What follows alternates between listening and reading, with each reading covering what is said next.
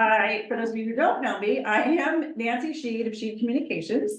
As you know, I'm the host of the HAYVN podcast. We will be celebrating our 100th episode this summer.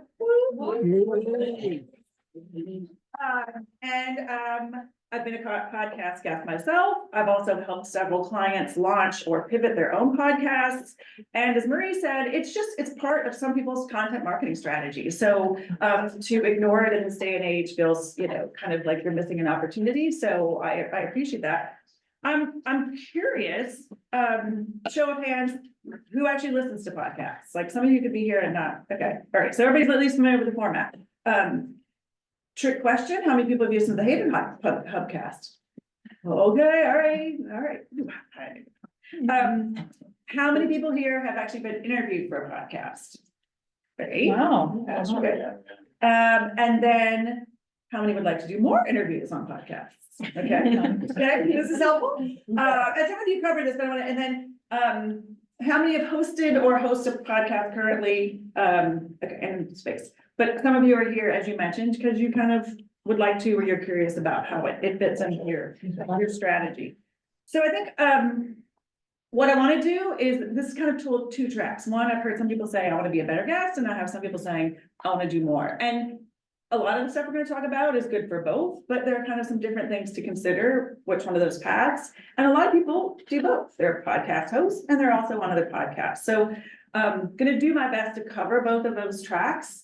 I think in terms of questions, if it's burning and it's timely and it's right in the middle, then I'm okay to be interrupted, but we might have to repeat your question for the recording. We'll definitely make time at the end in terms of having those questions. So a quick kind of agenda, just to make sure, and I think from hearing from all your questions, we're going to get a quick look at stats, like where is podcasting fitting into the marketing mix? Whether you're starting or whether you want to be a guest, talking about how to establish yourself, somebody said in the thought leadership space, or if you're starting a podcast, how do you decide what your point of view or your expertise is? Strategies and steps for getting started. I find that sometimes hearing how others have done it is a great way to see. So we're going to talk through a couple of examples of clients that I've worked with, or examples that you've heard of, just to sort of bring you in and be like, oh, I get it now. I never thought of it that way. And then in terms of tips and tools and resources, we're going to kind of go two tracks. One, if you're thinking of starting, here's some things to do. And if you're thinking of being a guest, here's some other things that, you need to do. And then the best practices for promotion is the piece or part that sometimes people forget. They're like, I did a podcast. I'm like, and what did you do with it? And how do I know about it? And how are you sharing it? And so that in and of itself is a key part of your marketing strategy, of your visibility strategy. To your point, Deborah, in terms of like, is it, should I be doing something different than I'm doing on YouTube? Or how could you integrate it into your content and your marketing strategy? And one more thing I want to say just about podcasting in general, and why it's different from other formats is probably the same reasons you listen to it. It's really accessible.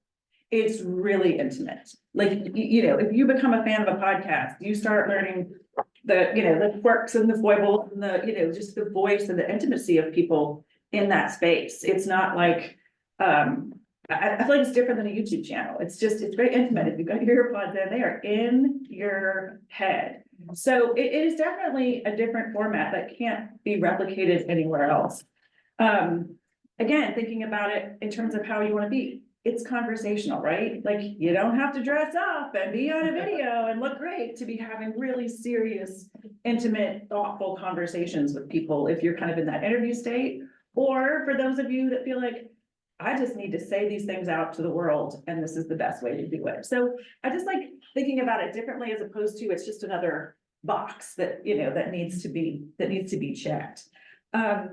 It's also timely and timeless, right? Like we just talked about, you, Catherine, it's still out there. You might not be doing it now, but that content is out there, and people can find it and search on it for SEO reasons, right? Like it's findable. So it doesn't just, it's not a story in social media that's just gone, in 24 hours. So those were some of the reasons I just like people to get excited about podcasting. So quick stats, and it kind of sets it up for why you might consider it in the mix. So most recently, people basically, on average, this is mostly US, an hour a day on podcasts or 7 hours a week. That compared to social media is more like 2+ hours a day. For some of us, it might be more, but it's, we haven't reached the saturation point with podcasting. The sweet spot seems to be in terms of just of the whole group out there. People typically, their shows running from 20 to 40 minutes. Attention spans are short, but I'll raise my hand right now and tell you I listen to 50-minute, 60-minute podcasts, and you're like, oh my gosh, that was 60 minutes. On average, podcasts that have been live for 30 days get around 141 downloads. And I want to be careful if you're thinking about podcasts, like there's listens is different than downloads, right? And so that's why I add in, please go subscribe. Please go get it. Just going and kind of having a quick hit and listening for 15 minutes doesn't always count as a download. And downloads are a very valuable metric tool for people who are measuring. By contrast, I was looking in the top 1 to 5% of podcasters in the first 7 days have 4,000 to 10,000 downloads. I just want you to know where armchair expert is versus this is normal, average, and expected. And again, this might not for you be a numbers game as much as an audience game. So I always come with let's not get blinded by numbers. Let's talk about maybe growth, or let's talk about what your goals are, because it may be your reach and your audience versus I have to become a #1 podcaster in the legal space. In terms of actual listening, I thought this was very interesting. Spotify and Apple are the leaders. Spotify is where more people go to listen. Apple is where more people go for downloads. So again, if you're thinking about your strategy or when we talk about things, having people go to both of those platforms. I mean, some of us are loyal Spotify listeners, some are loyal Apple listeners, but encouraging people to go to both of the platforms and give reviews and subscribe there is huge. That's what starts counting toward those downloads that you want to get. Podcast listenership, I thought I was slightly surprised. I thought it was going to be more men than women, but it's kind of gender neutral with a little bit of weight, at least in the most recent numbers for women. And peak listening time in the morning, if it matters. I don't know about you, but it's key for me for doing laundry, folding laundry, walking. I'm supposed to be doing the dishes, but those tasks are I just can be engaged and not paying attention. Any other questions in terms of setting this up in the context? I think the moral of the story to me is there's room for growth. And I myself have asked that question, does the world need another podcast? Right? Does the world need another podcast? Isn't somebody already else out there saying it? Why shouldn't I just be a guest? And I think the market is not yet saturated. And depending on what your message is and what your goal is and what you want to do, my answer is I don't think we're at a point where I'd say steer away from it. Again, they're timeless. It's out there, right? You've created that content, and how you use it can also be another answer about your podcasts. So then we're going to take a look at you as the expert. And so it's really helpful to hear where you all are in your spaces. And I think, again, with either of these tracks on, some of you are in spaces, senior living, legal, marketing, right? You're not the only person in those spaces. But what about you is different? What about how you do your work is different?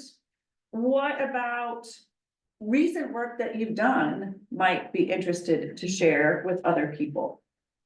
And I think that's much easier said than done, as I'm hearing you down there I don't know where to go. But an example I might use, and some of you know Lisa Corrado, right? So Lisa's a coach for women entrepreneurs, helping simplify their success stories.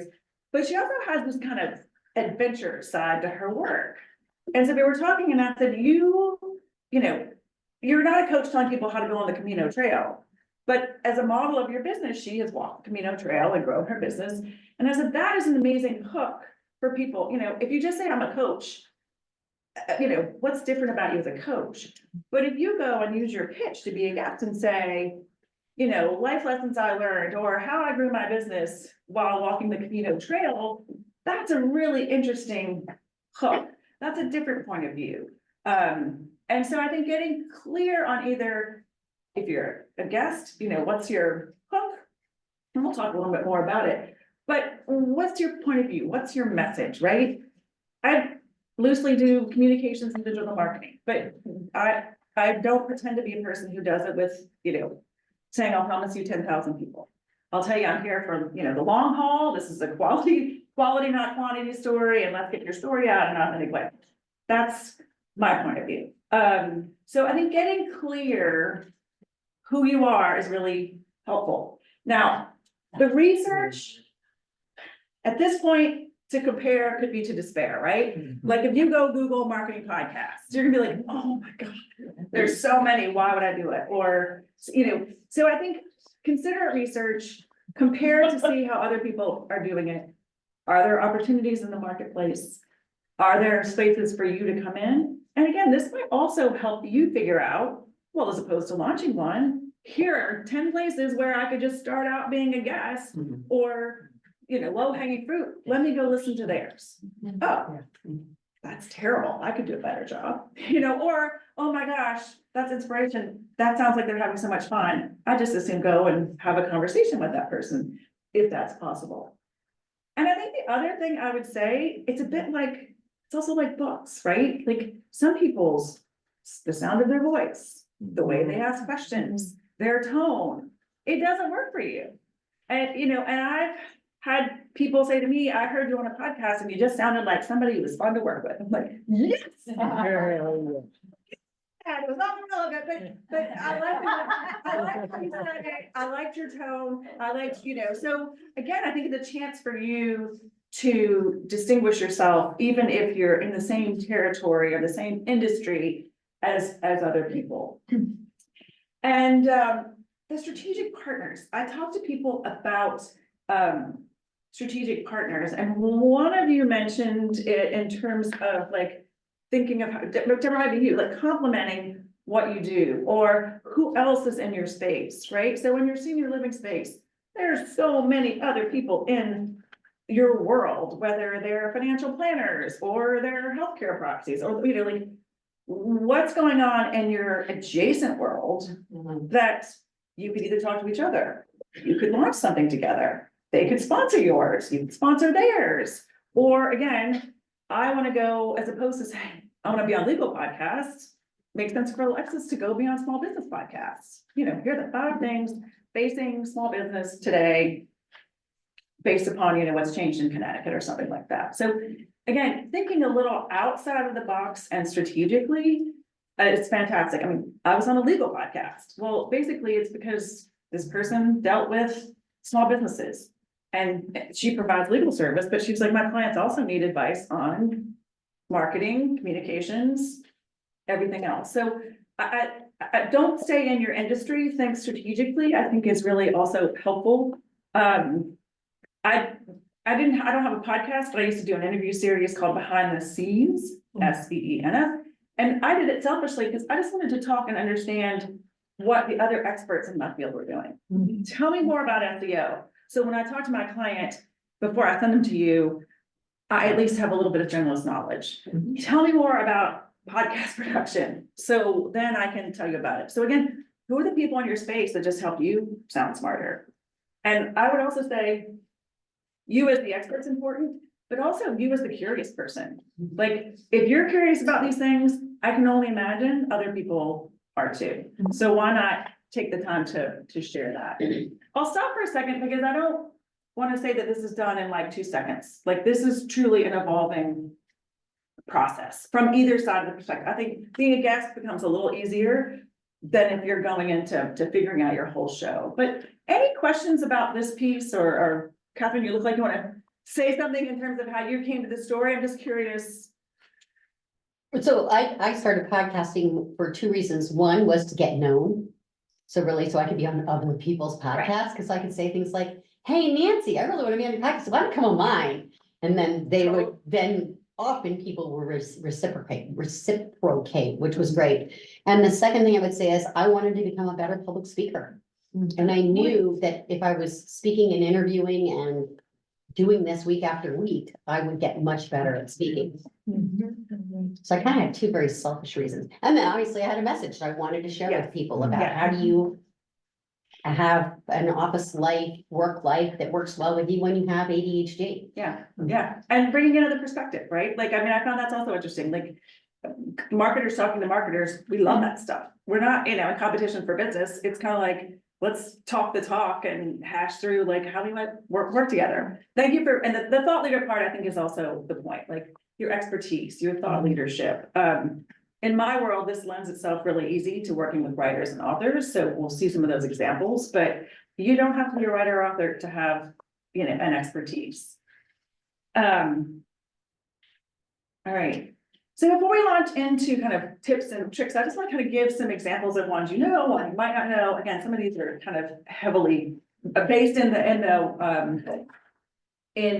author world, but for example, Carrie's not here, but we all know Brene Brown, right? Like Dare to Lead is the name of her podcast. Does she have 3 other ones? Yes. But Dare to Lead is the name of her book, right? So for a lot of people, it becomes an extension of what you're already known for.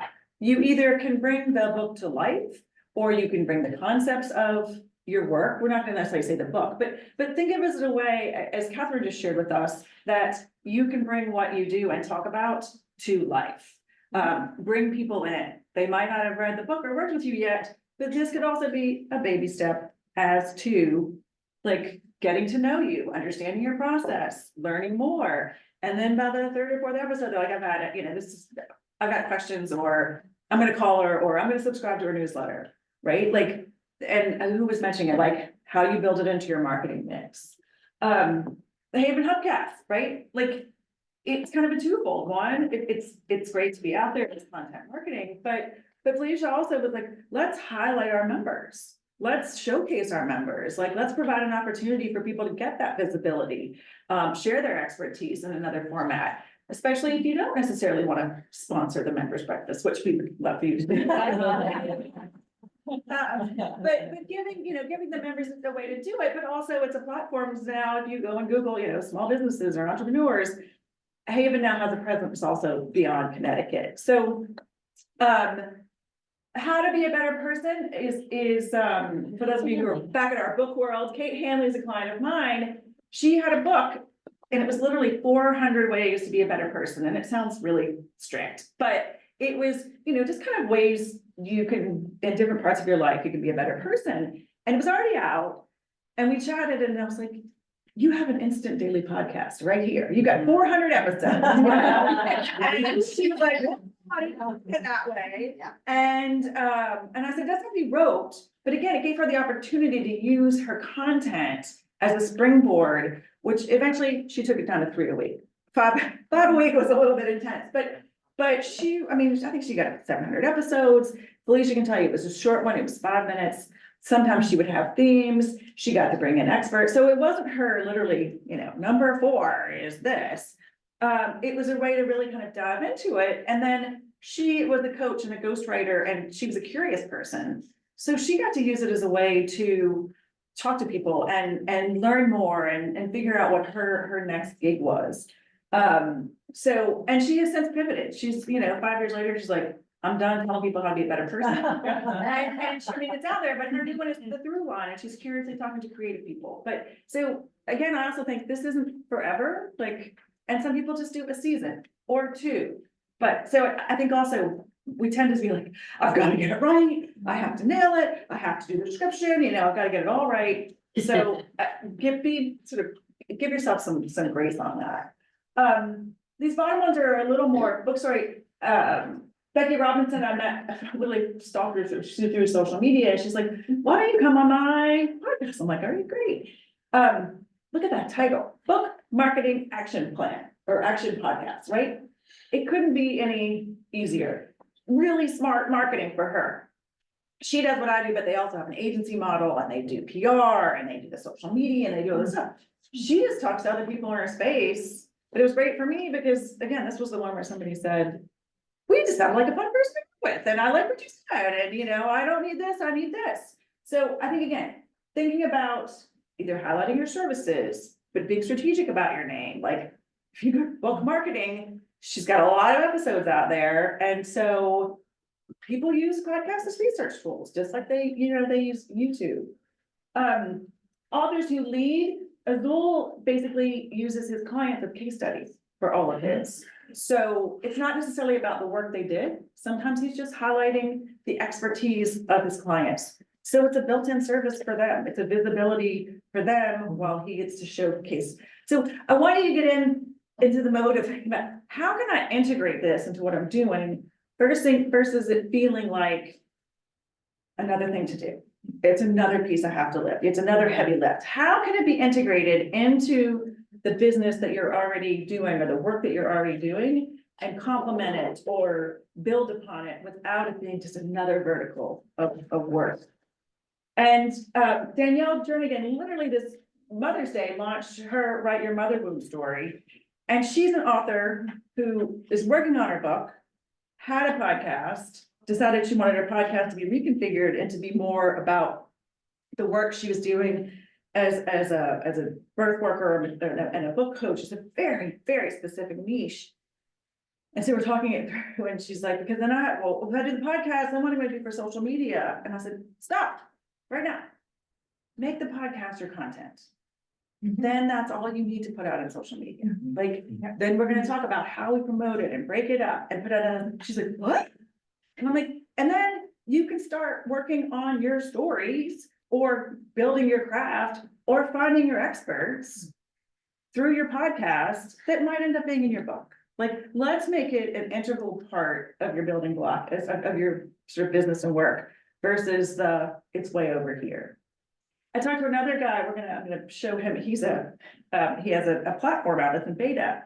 And he goes, basically, I started it just for lead gen, just so I could talk to people that should be using my product. And I'm like, there you go. He's like, I didn't say that, but ultimately in conversation, he's like, oh, by the way, I developed this product. So I think it's helpful to see how people, kind of what's going on behind the scenes as opposed to just listener podcaster. And then, so now we're gonna think about with 2 tracks. And I'm thinking now I probably should have started with the podcast guest, but if you're the host or the interviewer, right? What do you want to share? And for those of you that are sort of closing out, like, I'm not gonna ever do one. Some of these questions are relevant to being the guest. But I think we've talked about what's your point of view? What do you have to share off of that's different? Do your research, go listen to what's out there. Is there somebody who's doing something in a different space and you'd like to model that? But I think getting clear on that is really helpful. The name and the description, pretty key. Again, it can evolve and change, but I think, there's some things like keeping it simple, like book marketing action plan versus Danielle with her mother-in-law story was going to be just like write your story. And she eventually evolved to, no, this is really about helping people write through a very specific trauma in their life and understanding it. And she was very clear with that niche. And she's like, I don't want everybody to come here and think that they're going to write through the grief of, something that happened in high school. Because like, I need this to be a very specific audience. There's a woman called Sarah Hart Unger. And if you can believe, she does a podcast about planners. Fabulous. It is fabulous, but it is teeny tiny. I mean, it's not teeny tiny, but I mean, her audience is solid and strong. She then ends up getting advertisers because everybody in the planning world wants you to like talk about their bullet journal or their this. What's her name? Sarah Hart Unger. Okay. And so I want to say, this isn't necessarily about the number, it's about the engagement and the audience you want to speak to. You might be curating community. That might be your reason for doing it. So, sorry, that kind of jumped into the audience, right? Like, who is your audience? Because I think a bit like when you're writing, I'm looking at Virginia, you want to write to your audience. You don't want to be like, everybody. You want to really like have the person whose head you're about to get into in your brain when you're thinking about, who it's for. Marie? And those are potential clients too. right? Totally potential clients. Yeah, I mean, either potential clients or if you're building a community, maybe it's other people who, if it's who are in the space, whether you're fellow marketers, right? Like I listen to a lot of marketing podcasts. I know you do too, right? Like, maybe potential for strategic partners. So I think it's kind of goes back to why are you doing it? What your goals are, but that also can help you craft your audience. And sometimes it's also just, you want to share your message and you're not trying to sell anything. You just feel like this message needs to get out. Or you need somebody to hear and be seen or heard by what you're saying. So sometimes it's how to, sometimes it's sharing your story. Sometimes it's instructional. Sometimes it's a commentary on a trend in news. Like there's a lot of ways you can get into it versus you feeling like, I have a microphone and I have something to say, right? Like, it doesn't have to be like that. Also, when you're thinking about if you're gonna host it, what's your structure and your format, right? Are you talking by yourself and, kind of, one-on-one, are you gonna be in an interview format? What do you actually like to do? What are you comfortable with? Are you a writer? Are you a talker? And you might have to experiment as well. Me, I love to talk. Right, this is what you got. I'll sit and chat with you all day. But for some people, they actually still have to kind of write it out and they have to script it, but they're very clear with the words they want to use. And the idea of having a conversation isn't appealing to them. So again, thinking about your format. Are you 5 minutes? Are you 10 minutes? What are you gonna sprinkle in? Like as the ones you listen to on, they have different structures. I'm a huge Kelly Corrigan Wonders fan. I don't know if anybody else listens to hers, but hers evolves. But I know that every Friday she's got a little 5-minute one, and every Sunday she's got another one, and then her big ones drop in the middle of the week. So you can experiment, or it may evolve. But I think, excuse me, thinking about that is really important. And we've talked about that sweet spot, that 20-minute, 15, 20-minute, 30-minute. That's what seems has worked for me with the HAYVN Hubcast. It's kind of like, we can cover a lot in 20 minutes. I wrote down support because on one end of the spectrum, with all the tools that are out there, everything that's going on, you can produce your own podcast with basically, look at Catherine's rolling her eyes like, Don't do do it. it. The podcasts now are so turnkey, AI is getting involved, as AI is part of a lot of the platforms, we'll talk a little bit about it, but again, think through that process before you do it, and I think if you say, I'm gonna do it all by myself, and then I'll see if I need help, that's also fine, but think about what you're good at, think about what you like to do, and then realize there are other people who can do it and help you and support you. Whether it's a different platform, whether it's a VA, whether it's a team. The HAYVN Hubcast team, we're about 6 deep by the time we get involved in terms of all the moving parts. And I'll walk through that. There are people who are, are podcast production companies. And they don't have to, they're not super fancy high end. Catherine, you work with Sound FM, right? I work with, Phyllis? yeah. Yeah. So, but you're doing all the things you're doing. You don't suddenly need to be an audio editor. If you like that stuff, that's great. But, and again, also some of it's so turnkey. If you have your intro and your outro and you can patch it together, it's the barriers to entry are not impossible. I just would say it's more likely to do it with help or guides. I've just learned today there's Danielle said she worked with a woman called Rosemary in the UK, and she said, I'm too busy to podcast. And she's basically a podcast coach. So again, what we also know HAYVN is once you get it up and running, you can get it into a process and it gets easier. So think about your support. I'm just gonna jump in and just really fast say that if I had known if Descript had actually been around when I was podcasting, I probably could have had my assistant do it. So there are much lower barriers to entry today Yeah. than there were 5 years ago. when I was podcasting. And those are changing Every minute. 100%. I put in outreach just in terms of thinking about if you are interviewing people, right? And Catherine, you talked about that is, well, you first start, you've got to actually invite people to be on your, on your show. What's your hook to get them to come on? Some people have reach people, like they want people of a certain caliber to come and be on, and as you're building your audience. So also thinking about what would be your outreach strategy. Why would somebody want to come on? Why would you want to have them on?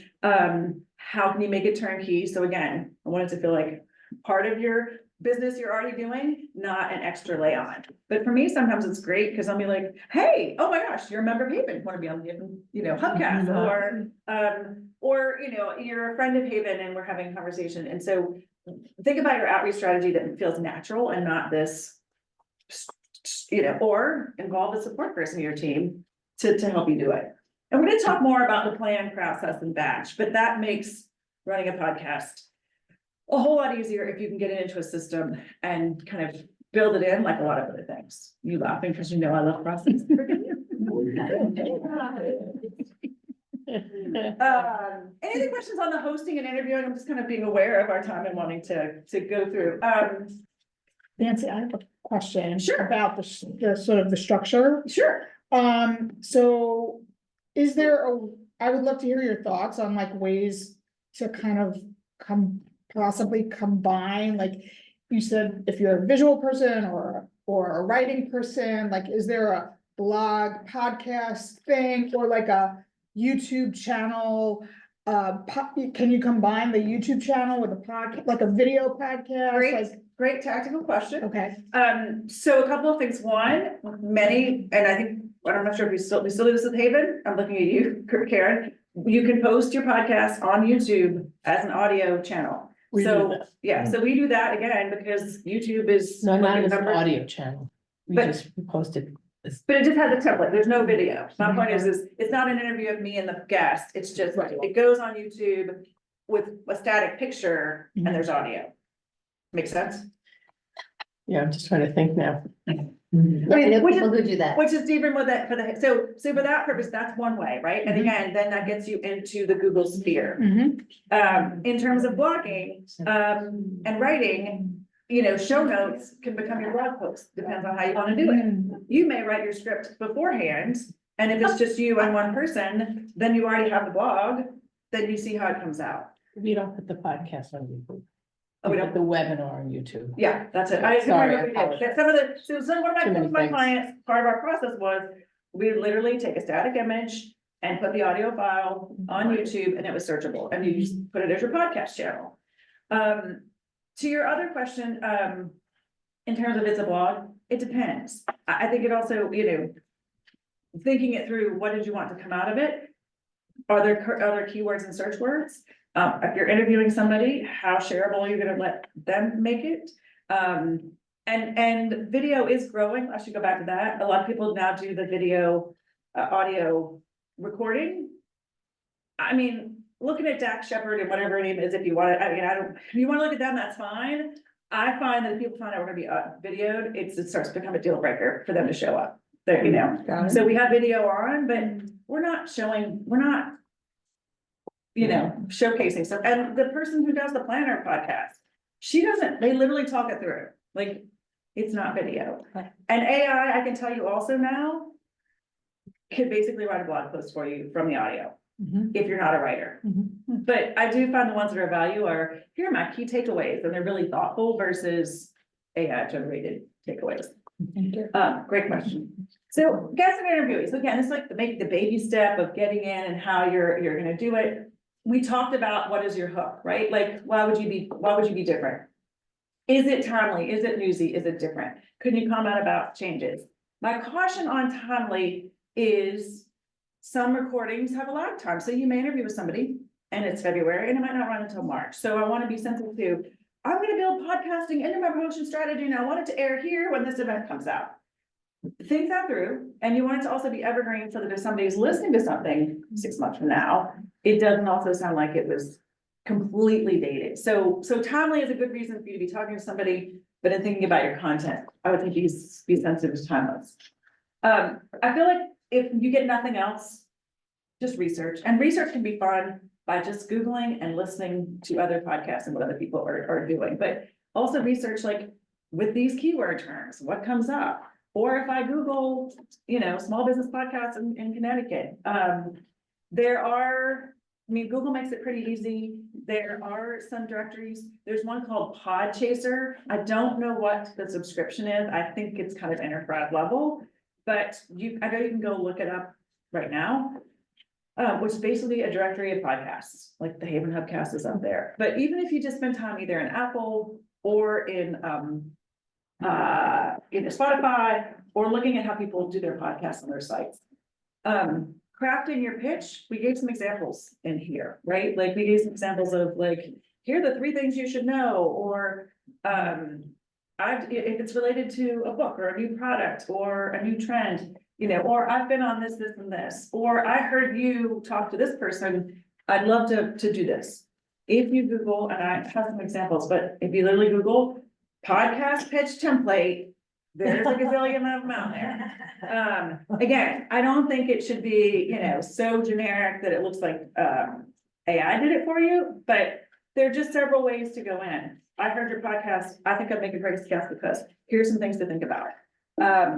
You don't need to start from scratch. You can go into a ChatGPT or Claude and say, based upon these 3 blog posts, help me write a podcast pitch to be on podcasts that cover this.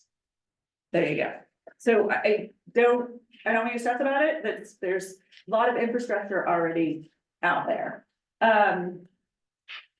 Making it easy for the host, I say this personally, like if you can give me get your background information, an image, making sure your sound quality is great. The easier you make it for a guest, the more likely they are to invite you back, share your story, share the podcast versus I'm not sure, I'm not ready, I'm all over the place and everything else. And another thing you could include in your pitch is, I'll promise to promote it. I have 10,000 followers on my email list, or I will promote it because it's part of my upcoming book package or the media.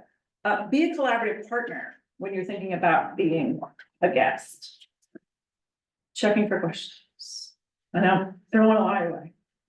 Are you gonna review monetizing a podcast? A little bit. I mean, I'm assuming this was more 101, but yeah, thank you. That's very helpful. So some tips and tools, again, we talked about, Riverside is the platform that I use. It's really easy. I mean, if you've done it with me, you get the link, we go on, it's recorded. It has AI features built in. If you want to edit it within there, you can. Captivate FM is another one I'm familiar with that some of people I know use. And again, this is kind of getting you one level up. It's getting you out of Zoom. It's getting into a higher quality recording. It's making it easier if you have a producer or somebody working with you to access the information. It typically means you're recording at several different audio levels. It's just one notch above, but the cost to entry, I think, is still under the $20 a month mark if you're gonna do it. Anchor FM was kind of around the beginning. It was more the produce, project, promote everything in one place, but I think it's, if I remember correctly, it's still affordable. So those are more platforms. Sound Advice Strategies is the person I just referred to, but Catherine, her name is Phyllis Nichols. She and her husband Kelvin kind of evolved into this, and that's who we use for the Haven Hubcast. And again, I know it costs money, but I gotta tell you, as Karen knows, if I had to do all this, it would never happen. We've got it in a turnkey process. It's really helpful, but there are others. Again, I just learned about Rosemary today, like I'm too busy to podcast. She's a podcast coach. She gives you the structure, exactly how to do it. She coaches you through, you got the accountability. So again, there are lots of people out there in terms of support. And people always ask the question, what microphones do I use? So I have a Shure, I can't remember which number it is. And a lot of people use the Rode, I don't know. And I'm gonna just say, it took me now some of it was it took me a good 2.5 months to figure out where recording sounded good. So again, don't beat yourself up. And if you listen, some people have great sound quality, some people have terrible, but in mine, I now close all the windows. I have this mic, I have the earplugs in, but no, which is room. There's some loud overhead noises in there. There's a lot of ways to do it. So give yourself some grace. It doesn't have to be perfect. The quality of all, earpods and everything is getting a lot easier. But I do find, again, when I'm interviewing somebody, you want it to sound like you're not walking through the grocery store on your AirPods. There are a ton more, so, ask me if there are other ones. Well, we're gonna talk about promote. And this goes into how's it fitting into your search. I just think to people like, think of your podcast. It could be your only content, like forget blogging or even if you're interviewing, this could be the news you share in your newsletter. This could be what you promote on social media. So please, and you may have other content, how do you integrate it in? But think of it as a big, huge, like amazing golden pile of content. You could slice it and dice it. You can re-promote it. You might have 3 takeaways from it. Why waste it all in one, like, I did a podcast, here it is. You should break it up over the course. If you have an assistant, once you've done the hard work, let them or let AI pull some of the key points out. Riverside will give you, most of these now will give you a total transcript. Some of them will give you like pre-written show notes. The guy I was talking to at Flowsend, and he's in beta, so I'm just telling you, like, if you want to reach out, you don't record on there, but you basically drop the audio in. It basically will write in your, like with a little bit of AI training, Danica, that you think is interesting. It will basically do your social media posts, your blog posts. It will do everything for you from this lovely piece of original content. So, and then again, one of the things that we do with HAYVN is we'll follow up with a guest. Here it is. Here are 3 suggested social media posts you might want to do. Here's the link. If you want to embed it, making it as easy as you can to share is really huge. So don't just record the podcast. This is equally as important in the back end. Canva now has a whole bunch of built-in stuff for helping you promote podcasting, things like that. Headliner we used to use, I don't use anymore because I'm feeling like a lot of the platforms pick it up. To your question, Deborah, the monetizing, I don't have numbers per se. I can tell you again, it doesn't always have to be a huge audience. I think now as people got more sophisticated, you sometimes want to be in a network where you have economies of scale if you're not very big. For example, Phyllis at Sound Advice, she, they're mostly women-centered, but she can now go to ad groups and say, I have this roster of a consortium of ones. Right. But again, sometimes depending on your audience, if you're really niche, I've still heard people reach out to you, but it's now becoming more of a standardized ad play. And I know people who kind of got started and they got to a certain level and they're like, all right, great, we need to be on the next network because we need somebody to promote us or we need somebody to run our ads. Having said that, some of these platforms will let you drop your own ads in that you could go run your, like, this week I'm having, they've gotten so sophisticated, I'm going a little ninja, but you can go in all your past episodes and drop in, this week in March, I'm offering this, and you can literally drop it in past episodes. So, yeah, so there are ways to also think about it. It could be your own promotional tool, or if you're working with a sponsor, what are creative ways you could do it? It's gotten much more sophisticated. Right. In terms of dollars, I'm not in the paid space, but it's getting more standardized in terms of how people do it. I'm not gonna go through these because we just did that. Thank you for covering it.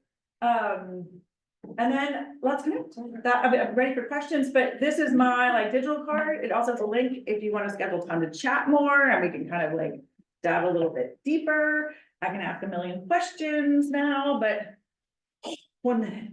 Wow.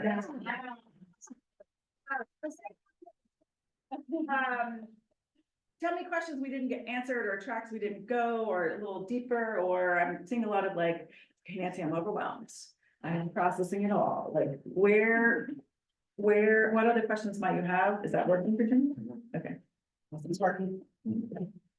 So on helping to promote as a guest, helping to promote the podcast, is it just as simple as this is the link to the podcast? Really happy to be speaking with Nancy on this upcoming, I don't know, will be. 100%. And that the just like Hubcast that? has been a great example, right? Kara Mack, who won the HAYVN hash, she wrote this lovely, she goes, the support and whatever I've gotten from HAYVN, including this and that. She tagged Felicia, she tagged me, she tagged the podcast, and she drops the link to the podcast on there. So she's getting to highlight her story. She's getting to bring, this is why the strategic partners piece to me is also really helpful, like doubling your visibility or getting you in front of wider audiences that might be a little colder to what you do and help you either build a community, bring in business. And like I said, we think we still do it, Karen, like we will craft here are 3 different ways you might want to talk about this podcast, and here's the link. And we typically, again, going in tactics, we'll send you back to the podcast page on HAYVN, as opposed to sending you to Spotify or Apple. Because again, am thinking about, I want visibility to come to the HAYVN website or to my website versus sending you off to Apple or Spotify, even though ultimately I want you to subscribe there.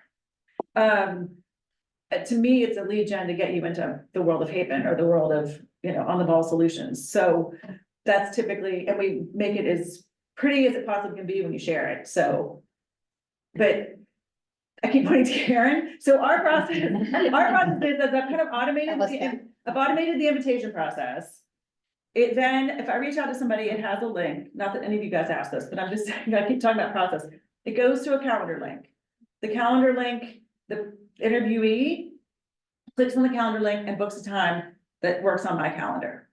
Then when my assistant sees that, again, Denica, you probably could think of AI ways to cheat this. My VA checks my calendar, she goes into Riverside, she schedules the studio time and link. She follows up with the guest and also puts it in the Google Invite calendar, so it's in 3 different places.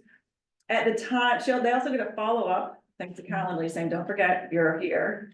There's also a link that says, before we talk, please go to this Google form and fill out this stuff, which includes you uploading a picture. And so by the time we talk, all I've had to do is outreach once. And then I have the Google sheet that's got all the information in front of me. So and again, I'm doing what I love. Turn it on, chat, I've got the info, that's free. We have a conversation, I take notes. I drop the notes and the recording link into our working spreadsheet. I'm scaring you guys all to death. I'm looking at your faces, you're like, I'm not ever gonna do that. And then my assistant uploads it into the production system. Then it's out of our hands for a little while. The production team, Phyllis's team, will edit it and give us short story notes back. Again, a lot of people like to do their own story notes, and this is where I think you gotta decide, what do you, could your VA do the whatever? Before it goes live, they send me the story notes to review. And there's usually a little editing, and I'm always late, Karen knows. But I just wanna make sure, it's not 100% my voice, but it's got the gist of what we covered, and it's, making sure that happens. That then goes back, and then it goes to Karen. Karen, you wanna say what you do? So you I get. create the images, I pull it into the website, I pull it into YouTube, particularly, well, not the podcast, but this will go into a Right. webinar. This will go on the website also as a webinar, and I'll send out an email to everybody letting you know how you can watch this again. Yeah. I'll send the emails out for the podcast to the speaker and the guest. And then that will also get it sent to our social media team. So we will all link together, and then we advertise. It also will end up eventually in a newsletter you get, depending on what else has to be promoted, but that will also end up in the newsletter. So And then social media sometimes doesn't air it when it drops. Social media will sometimes share it 2 or 3 months later, or they'll bring it back up, or they'll use it again. But it is, and a lot of that sounds like work, but once we got the system in place, it's relatively turnkey. But again, at the beginning, I just said, look, love you guys, I'm not gonna write the show notes. Somebody else has to do that, or it'll never happen. What's the next question? I'm aware of your timing, so I don't go past anything. What's available at HAYVN for us to access In terms of, support? So say I wanted to do a podcast, so what type of, there's the podcast room? here's the And then podcast. any of And they this, have what you're the discussing, is that microphone. accessible for a fee, or is that just the HAYVN Hub cut? No, the HAYVN Hubcast is what I should have explained. I actually interview either friends of HAYVN or members of HAYVN. So I did put it there, say, if you're a member, hit me up, because I would love to interview you. I've interviewed Deborah, I've got Donica scheduled, I've interviewed Kurt, the time of coming. That's the perk. In terms of what we actually offer as services, I would think it depends on what you need. Like, I'm looking at Marie and I'm looking, I think Okay. figuring out what you need would be it. Okay, There is a room and there is a microphone. Okay. But most of my guests I talk to, I'm in my basement, I'm in my office and they're. I used to be in my basement. Who did I talk to when I was down there? It was so gross. They're like, where are you? I'm like the dungeon, don't. My office over to my office. Okay, we've done it. I haven't reviewed you. No? All right. Our list is going. Yeah, so, that's why I had this specific answer, but I get it. happy, book 15 minutes with me. There are a lot of different resources available, not just within the Haven space. Yeah, I think it depends on what you need. Thank you. Yes, Catherine. I think as a podcast host, one thing I would ask is if you love a podcast, leave a review. Yes, sorry, I should say that. Yes. Please, because especially like when my guest came on, I was like, could you please leave a review? And most didn't. And I was like, come on, guys. Oh, Yeah, and not a that's where lot. the download and the reviews come, because some people will screen, and or if you're going for a reach, for maybe a reach interview, they want to see, well, how many, they won't necessarily look for downloads, because that's not always publicly available, but they can totally see how many reviews you have. So people use that as an external measurement of kind of how popular your podcast is. Obviously, you want them to all be 5 stars as well. So please review the Haven Podcast. That for sure. Thank you all for coming.